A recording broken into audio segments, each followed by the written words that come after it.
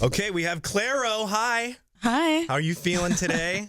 I'm great. How are you? I'm feeling good. You just said you were in Milwaukee last night. Yeah. Feeling some kind of vibe. It was great. It was my first time playing in Wisconsin. I loved it. But I'm super happy to be back in Minneapolis. This is like our third show, right? Third show. Yeah, you got a show tonight at Varsity Theater. We were kind of talking about the interesting bathroom setup they have there.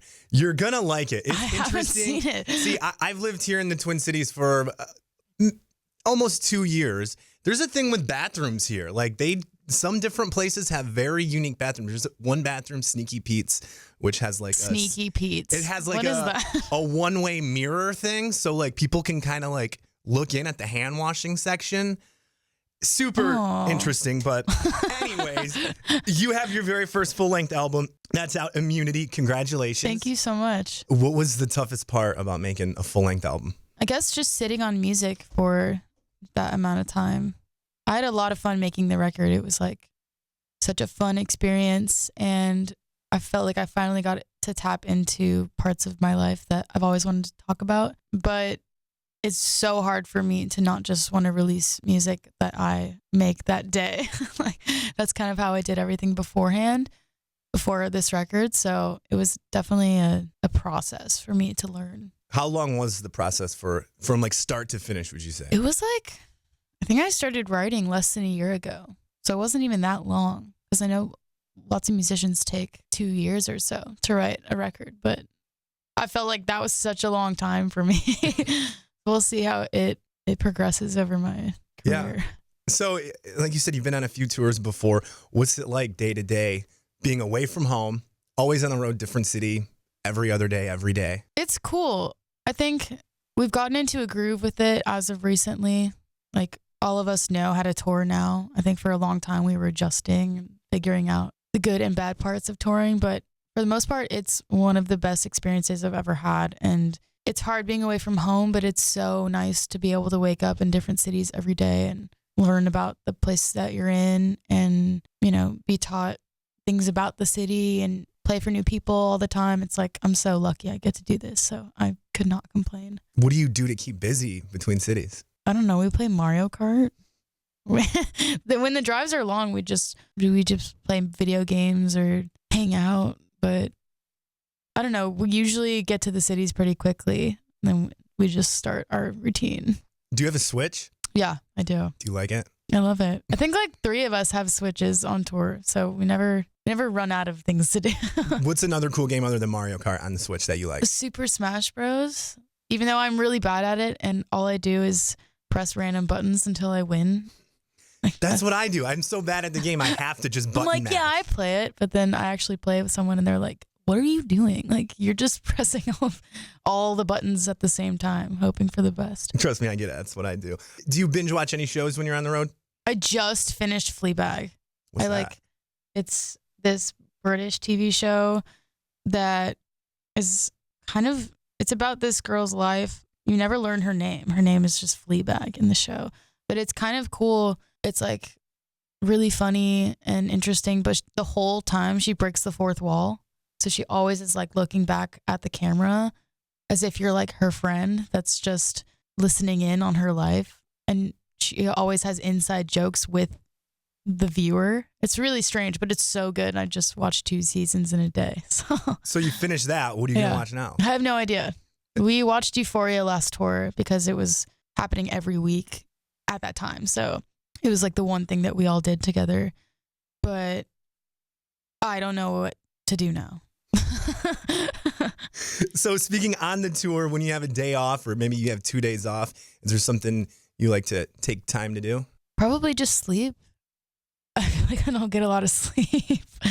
But sometimes we find fun things to do. Like one time when we were in Vegas, we went to an escape room, which was a mistake for me because it was really terrifying. But I couldn't get through the first room. And I realized that the first room was just the warm-up room and it wasn't part of the escape room. So you didn't get to go through the rest of it? No, they were like, you can't go back in. Okay, so you've been to Twin Cities before. Do you have a favorite Minnesota memory? Anything that stands out? Well, my favorite Minnesota artist is Dizzy Faye. Nice. So she's my favorite memory because I met her last time we played here. Okay. What right now makes you really happy other than playing music for everybody? A lot of things. I've just like being around. I think every time we start a tour, I feel so lucky to be around the people that are in our bus and that we spend every day with. It's like the best crew ever. And we're all really close. And, I think touring is kind of the only structure I have in my life right now. So every time we start a tour, it starts to feel like I know what I'm supposed to do every day. And I'm happy that I get to do it with people that I love so much. Is your bus just filled with flaming hot Cheetos? No, no, I don't eat those. I really don't. Like, I don't remember. I think I keep trying. I'll see them and I'm like, okay.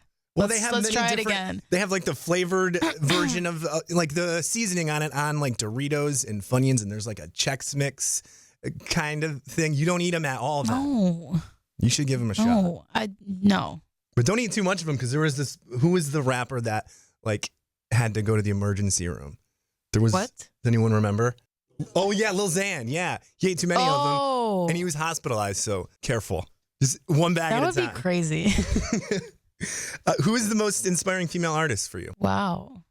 Either Hope Sandoval or Harriet Wheeler. Hope is from Mazzy Star and Harriet from The Sundays. They're my all-time favorite people. Or Rachel Goswell from Slow Dive. Nice. She just followed me back, which I screamed about. Regarding bags, I love this song. Do you have any advice for anyone in that situation that is no. Do I make a move? Do I not? What am I supposed to do? I don't know. I mean, the song pretty much tells everyone that I don't know what to do in that situation. Haven't figured it out. I don't think anyone really knows, but I feel like it can't hurt you to talk about it and to bring up your feelings because what's the worst that could happen besides them not reciprocating? I don't know. Maybe that's the worst thing ever. Yeah, you're right. Do you want to make a collaboration with anyone right now? And if so, who and why? I think I'm always trying to work with people. I think it would be really cool there's this artist named Erica de Cassier.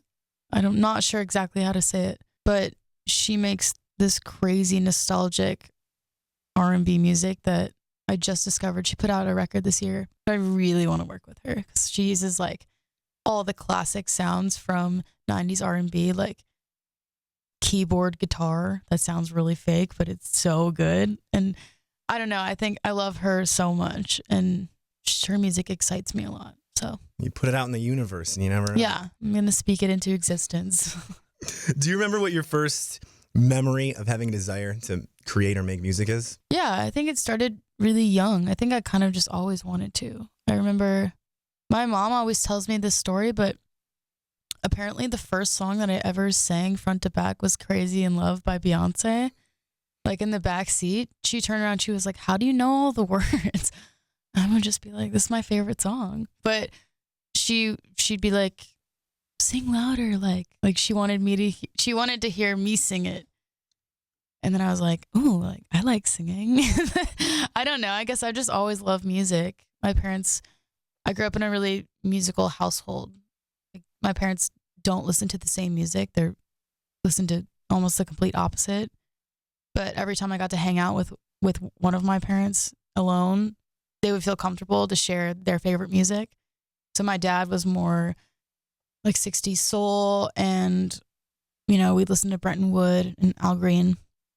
But then my mom was more 80s pop music, and I found Factory Records, and then going into British 80s music, Trash Can Sinatra's and then Slow Dive, and then Cocteau Twins and blah, blah, blah. But they don't listen to the same music at all. They can't stand each other's music tastes, but I love it. I love both.